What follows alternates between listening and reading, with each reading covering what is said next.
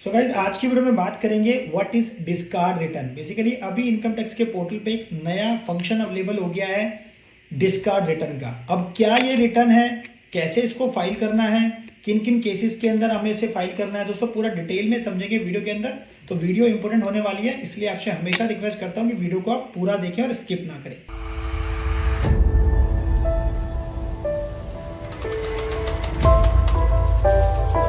नमस्कार, मैं दीपक बैसला आपका स्वागत करता हूं हमारे YouTube चैनल पर।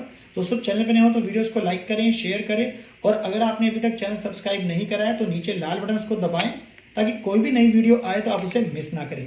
और आपने अगर हमें बाकी सोशल मीडिया प्लेटफॉर्म पे फॉलो नहीं करा है तो सबका लिंक डिस्क्रिप्शन में डाल दिया है, क्लिक करें, ज्वाइन करें, क्योंकि वहां पे आपको मिलेंगी अपडेट्स फाइनेंस और टैक्सेशन की डेली। सो गाइस पहले मैं आपको प्रैक्टिकली समझा देता हूं कि डिस्कार्ड रिटर्न बेसिकली है क्या। तो एक नया जो फंक्शन अवेलेबल हुआ है इनकम टैक्स के पोर्टल पे मैं आपको दिखा देता हूं। तो मैंने यहाँ पे लॉगिन कर रखा है, आप जाएंगे ई फाइल पे, इनकम टैक्स रिटर्न, और आपको क्या करना है, ई वेरीफाई रिटर्न पे क्लिक करना है। तो अगर जैसे आप ई वेरीफाई रिटर्न पे क्लिक करेंगे तो यहाँ पे आपको दिखा देगा कि आपकी कोई ना कोई रिटर्न अगर पेंडिंग है ई वेरिफिकेशन के लिए तो उसके साथ यहाँ पे आपको ऑप्शन दे देगा डिस्कार्ड रिटर्न का। जैसे इस केस के अंदर आप देख सकते हैं कि यहाँ पे हमारे पास एक ऑप्शन आ रहा है, ई वेरीफाई भी कर सकते हैं इसको और डिस्कार्ड रिटर्न भी कर सकते हैं।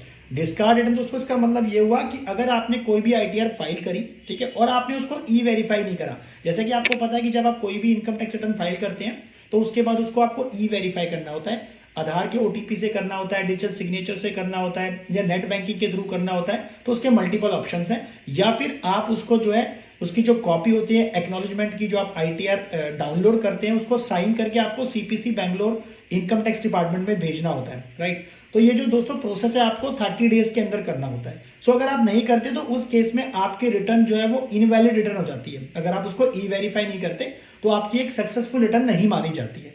तो इसी केस में अभी इनकम टैक्स डिपार्टमेंट ने ये ऑप्शन यहाँ पे अवेलेबल कर दिया है कि अगर आपने कोई भी रिटर्न ई वेरीफाई नहीं करी है तो आप उसको डिस्कार्ड भी कर सकते हैं। दैट मीन्स यानी कि आप अगर उसको डिस्कार्ड करते हैं तो आप इस चीज से एग्री कर रहे हैं कि आपको ये रिटर्न दोबारा फाइल करनी है। और दोस्तों ध्यान रहे, अगर आप दोबारा फाइल कर रहे हैं और ड्यू डेट के बाद फाइल कर रहे हैं तो उस केस में आपके ऊपर पेनल्टी जो एप्लीकेबल होगी वो लगेगी, या 1000 रुपए की हो सकती है, वो 5000 रुपए की हो सकती है। तो इस चीज का आप ध्यान रखें। सो अगर मैं इसमें नटशेल बात करूं कि गवर्नमेंट ने ये जो यहाँ पे लॉजिकली जो ये ऑप्शन दिया है ना, वो इसलिए दिया है कि काफी सारे लोग हैं जिन्होंने अपनी रिटर्न्स को ई वेरीफाई नहीं करा।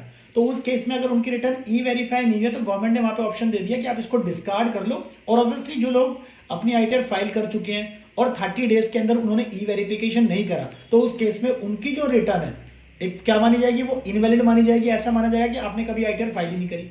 और उसी चीज को गवर्नमेंट ने यहाँ पे देखा जाए तो फायदा उठा लिया है कि भाई अब क्या करो, 31 जुलाई के बाद यानी कि ड्यू डेट के बाद आप उस रिटर्न को ई वेरीफाई तो आप करने से रहे, यानी कि with in the time limit आप उसको ई वेरीफाई नहीं कर पाए तो इनवैलिड होगी, तो उसको आप डिस्कार्ड कर सकते हो। और जब उसको आप डिस्कार्ड करोगे और ड्यू डेट के बाद फाइल करोगे तो अकॉर्डिंगली आपके ऊपर इनकम टैक्स डिपार्टमेंट जो पेनल्टी जो लगती है नॉर्मल सेक्शन 234F की 1000 या 5000, वो पेनल्टी आपके ऊपर जरूर लगेगी जो ड्यू डेट आप आईटीआर फाइल करने के बाद लगती है, राइट। तो ये आपको ध्यान रखना है। तो ये मैंने आपको प्रैक्टिकली दिखा दिया है कि ई वेरीफाई अगर आपने कोई रिटर्न नहीं करी है तो उसके साथ अब उस रिटर्न को आप डिस्कार्ड कर सकते हैं।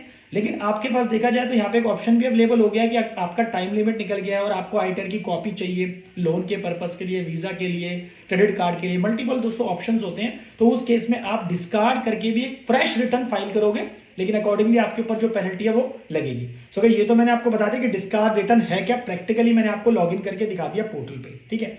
अब हम बात करते हैं कुछ एफएक्यूज के बारे में जो कि पूछे गए हैं किसमें, डिस्कार्ड रिटर्न को लेकर क्या वो क्वेश्चन है। तो क्वेश्चन नंबर 1 है, I file my original ITR on 30 July 2023 but not yet verified, can I discard it. यानी कि मैंने 30 जुलाई को अपनी आईटीआर फाइल करी और उसके बाद मैंने उसको वेरीफाई नहीं करा, तो क्या मैं डिस्कार्ड कर सकता हूं या कर सकती हूं? यस, आप कर सकते हो।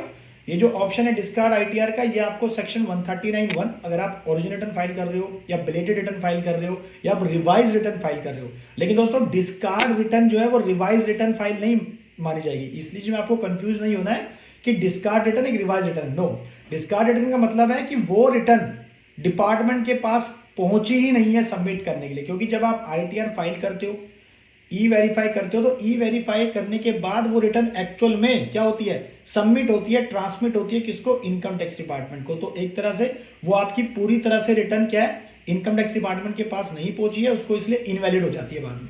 तो इसीलिए गवर्नमेंट ने ये ऑप्शन दिया है कि आप उसको क्या कर सकते हो, डिस्कार्ड कर सकते हो।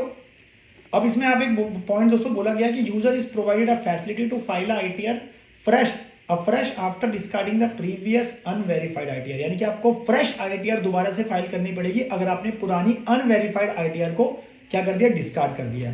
सो ITR file in section 139(1) is discarded and subsequent return is filed after due date 139(1), it would attract implications of belated return section 234(f), यानी कि अकॉर्डिंगली जैसे मैंने बताया उसके ऊपर आपको पेनल्टी यहाँ पे करनी पड़ेगी। So this it is advise to check whether the due date for filing ITR section 139(1), जो हमारी ड्यू डेट होती है हमारी क्या होती है इंडिविजुअल के केस में, मैक्सिमम केसेस में क्या होता है अनऑडिटेड केस में हमारी 31 जुलाई होती है। तो वही कहना चाह रहा है कि अगर आप 31 जुलाई से पहले कर रहे हैं और आप डिस्कार्ड उसको कर रहे हैं 31 जुलाई के बाद, आपने रिटर्न को ई वेरीफाई नहीं करा, तो उस केस में अगर आप जब उसको दोबारा फाइल करोगे तो आपके ऊपर पेनल्टी यहाँ पे लग जाएगी। So it is advise to check whether the due date जो आपकी है 139(1) की अवेलेबल है या वो नहीं है किसी भी रिटर्न को डिस्कार्ड करने से पहले। तो ऐसा नहीं है कि आपने बस डिस्कार्ड पे क्लिक कर दिया, डिस्कार्ड हो गया, आपने ई वेरीफाई नहीं करा, ऐसा आपको गलती नहीं करनी है, अदरवाइज आपको पेनल्टी लग सकती है अगर आपकी ड्यू डेट निकल गई, तो इस चीज का ध्यान रखना है। अच्छा, I discard my ITR by mistake, तो is it possible to reverse it, मैंने गलती से कर दी तो इसकी माफी इनकम टैक्स डिपार्टमेंट नहीं देता है। No, if ITR is discarded once it can not be reverse, अगर आपने एक बार डिस्कार्डेड कर दी तो वो रिवर्स नहीं हो सकती है। तो इसलिए आपको ध्यान रखना है कि ये ऑप्शन आपको ध्यान से अवेल करना है। अच्छा, इसको हम ऑप्शन को कैसे अवेल कर सकते हैं डिस्कार्ड ऑप्शन का, तो दोस्तों जैसे मैंने आपको लॉगिन करके प्रैक्टिकली दिखाया था, दोबारा आपको दिखाता हूं कि ई फाइल में जाके इनकम टैक्स रिटर्न और ई वेरीफाई पे आप क्लिक करेंगे। तो जब आप ई वेरीफाई पे क्लिक करेंगे तो आपको इस तरह की विंडो खुल जाएगी, जैसे हमारे इस केस के अंदर इस रिटर्न ने अभी तक इस रिटर्न को हमने ई वेरीफाई नहीं किया, डिस्कार्ड नहीं करा, तो यहाँ पे ऑप्शन दे रखा है। लेकिन किसी किसी केसेस में जब आपने पूरा कर दिया होगा वेरिफिकेशन का प्रोसेस तो यहाँ पे आपको कुछ भी ऑप्शन नहीं देगा। तो यहाँ पे हमारे पास दोनों ऑप्शन है, उसको ई वेरीफाई भी कर सकते हैं और उसको डिस्कार्ड भी कर सकते हैं, राइट। तो मैं डिस्कार्ड पे दोस्तों क्लिक नहीं कर रहा हूँ, ऐसा ना हो कि मैं क्लिक करके इसको गलती से जो हमारी ये डिस्कार्ड हो जाए, यानी कि हमसे गलती हो जाए तो उसी केस में हम पॉइंट नंबर 2 में कवर हो जाएंगे, तो इसकी कोई माफी इनकम टैक्स डिपार्टमेंट नहीं देता है। और अकॉर्डिंगली अगर मैं दोबारा आज की डेट में इस रिटर्न को दोबारा फाइल करूंगा तो मुझे क्या करना पड़ेगा, इसके ऊपर पेनल्टी देनी पड़ सकती है 1000 और 5000 रुपए की। क्वेश्चन नंबर जो चौथा पूछा गया है, it is mandatory to file subsequent ITR if I discarded my previous unverified ITR, यानी कि अगर मैंने अनवेरिफाइड आईटीआर को गलती से या फिर मैंने उसको क्या कर दिया, डिस्कार्डेड कर दिया, तो क्या मेरे लिए मैंडेटरी है दोबारा से नई एक फ्रेश आईटीआर फाइल करना जरूरी है। A user who has uploaded the return date earlier but has made use of facility to discard such unverified return expected to file क्या subsequent ITR on the later date as it is expected that he is liable to file the return of income by way of his earlier action। ये माना जाएगा कि भी आप पहले भी तो ITR भर रहे थे ना, तो आपको अभी भी भरनी चाहिए। अब इसके बाद जो नेक्स्ट क्वेश्चन है जो कि बहुत इंपॉर्टेंट है, मैंने अपनी ITR जो वी है उसको मैंने साइन करके CPC बेंगलोर भेज दिया, लेकिन वो ट्रांजिट में है और CPC अभी पहुंची नहीं है। But I do not want to verify the ITR as I get to know that details not reported correctly। अच्छा, अब ये कह रही है मुझे बाद में पता लगा कि मैंने कुछ डिटेल्स जो है वो ठीक से उसके अंदर नहीं डाली है, ठीक से रिपोर्ट नहीं करी है, तो क्या मैं उसको अभी भी डिस्कार्ड कर सकता हूं। User shall not discard such return where the ITR 5 has already been sent to CPC। आपके यहां से पोस्ट निकल गई है, जा चुकी है CPC बेंगलोर में, तो आपको वो नहीं करनी है, ये ध्यान रहे। काफी लोगों को क्वेश्चन होगा सर मैंने क्या करा, ITR फाइल कर दी, ई वेरीफाई नहीं करी, मैंने प्रिंट आउट निकाला और मैंने CPC भेज दी, एक दिन हो गया, पहुंची नहीं है, मैंने भेज दी है, तो क्या मैं उसको डिस्कार्ड करूं, नहीं करना चाहिए, स्पेशली दोस्तों बोला गया है। तो ये कुछ ऐसे कंफ्यूजन वाले क्वेश्चन थे जो इनकम टैक्स डिपार्टमेंट ने खुद इनका दोस्तों यहाँ पे रिप्लाई कर रखा है FAQs के अंदर। So there is an undertaking to this effect before discarding the return. When can I avail this discard option, can I avail the discard option multiple times और ओनली वंस। कितना अच्छा ये question पूछा गया है, क्या ये मुझे ऑप्शन बार बार दिया जाएगा या फिर एक बार दिया जाएगा। User can avail this option only if ITR status is unverified और पेंडिंग फॉर वेरिफिकेशन। आपकी ITR अनवेरिफाइड है, पेंडिंग फॉर वेरिफिकेशन है, तो उस केस में ही ये ऑप्शन आपको मिलेगा। There is no restriction on availing this option multiple times, और आपके ऊपर कोई रिस्ट्रिक्शन नहीं है, आप जितना मर्जी चाहे इस ऑप्शन को अवेल कर सकते हो। Pre condition is ITR status is unverified होना चाहिए और पेंडिंग फॉर वेरिफिकेशन होना चाहिए। कंडीशन लेकिन क्या, अगर आपको डिस्कार्ड करनी है, क्या कंडीशन है, कंडीशन ये है कि आपकी रिटर्न अनवेरिफाई होनी चाहिए या फिर पेंडिंग फॉर वेरिफिकेशन होनी चाहिए। अब गाइस जो नेक्स्ट क्वेश्चन है, क्वेश्चन नंबर 7 की I file ITR of assessment year 22-23 and pending for verification, यानी कि पिछले से पिछले साल की, हमारा जो लास्ट असेसमेंट ईयर था 23-24, उससे पिछले वाले साल की मेरी जो रिटर्न है वो पेंडिंग फॉर वेरिफिकेशन दिखा रहा है। Can I avail this discard option, क्या मैं उस पिछले से पिछले वाले साल के लिए भी इस ऑप्शन को अवेल कर सकता हूं? User can avail this option only for assessment year 23-24 onwards for the respective ITR, क्योंकि दोस्तों ये नया फंक्शन डिस्कार्ड रिटर्न का अभी एप्लीकेबल हुआ है, अभी अवेलेबल हुआ है इनकम टैक्स के पोर्टल पे। तो सिर्फ इसको आप 23-24 असेसमेंट ईयर की आईटीआर के लिए ही अवेल कर सकते हो, उससे पिछले सालों के लिए अवेल नहीं कर सकते हो, स्पेशली बोल दिया। And this option will be available only till the times limit specified in ITR 139.145, यानी कि 31 दिसंबर और रिस्पेक्टिव असेसमेंट ईयर में, यानी कि 31 दिसंबर तक ये ऑप्शन अभी वैलिड होगा, उसके बाद जो है आपका वैलिड नहीं होगा। यानी कि नटशल बात करूं तो आप पिछले सालों के लिए असेसमेंट ईयर 22-23, 21-22, 19-20, 20-21, यानी कि पिछले सालों के लिए आप ऑप्शन नहीं कर सकते हो, सिर्फ आप करंट असेसमेंट ईयर के बाद या उससे ही आप इस ऑप्शन को अवेल कर सकते हो। गाइस अब क्वेश्चन नंबर 8 जो कि लास्ट क्वेश्चन हमारे पास है कि I discard my original ITR 1 on 30 July on 21 August 2023 and I want to file subsequent ITR on 22 August. तो क्या विच सेक्शन, अच्छा which section should I select, अब मुझे यहाँ पे कौन सा सेक्शन सेलेक्ट करना पड़ेगा? कितना अच्छा क्वेश्चन पूछा गया है।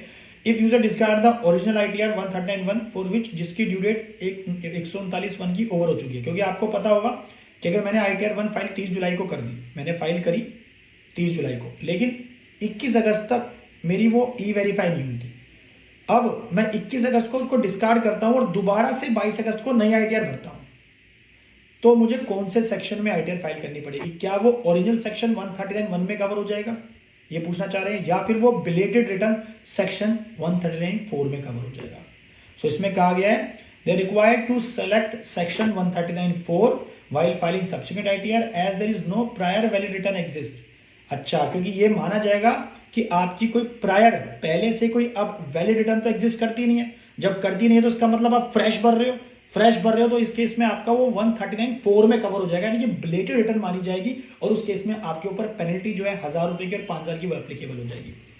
तो date of original ITR, acknowledgement number if original ITR filed not acceptable. Further if user want to file revise ITR in future, he needs to provide details of original filing date, acknowledgement number of the valid ITR filed on 22 July for revising filing ITR। यानी कि अगर किसी person को अपनी revise ITR file करनी है तो उस केस में उसने जो 22 अगस्त को फाइल करी है वो उसकी ओरिजिनल मानी जाएगी, और अकॉर्डिंगली उसके उसी डेट से उसको जो है अगर रिवाइज करता है तो उसको जो है 22 अगस्त वाली को कब यहाँ पे जो है लेना पड़ेगा, कंसिडर करना पड़ेगा। सो दैट मीन्स अगर मैं नक्शल बात करूँ, इसका मतलब आप ये होता है कि अगर आप 31 जुलाई के बाद आईटीआर फाइल कर रहे हो और आप उसको डिस्कार्ड करके भर रहे हो तो आपकी फ्रेश मानी जाएगी, जो कि आपका बिलेटेड रिटर्न में काउंट होगी, और अकॉर्डिंगली आपके ऊपर पेनल्टी यहाँ पे एप्लीकेबल हो जाएगी। सो गाइस ये लेटेस्ट अपडेट आई थी इनकम टैक्स के पोर्टल पे, तो मैंने सोचा आपको क्विक एक अपडेट दे दूं जल्दी से। सो आशा करता हूँ कि वीडियो आपको पसंद आई होगी, और इस वीडियो से कुछ भी आपको क्वेरी, कुछ भी सजेशन है तो आप प्लीज कमेंट करके पूछ सकते हैं, हमारी टीम आप तक पहुंचकर रिप्लाई करेगी।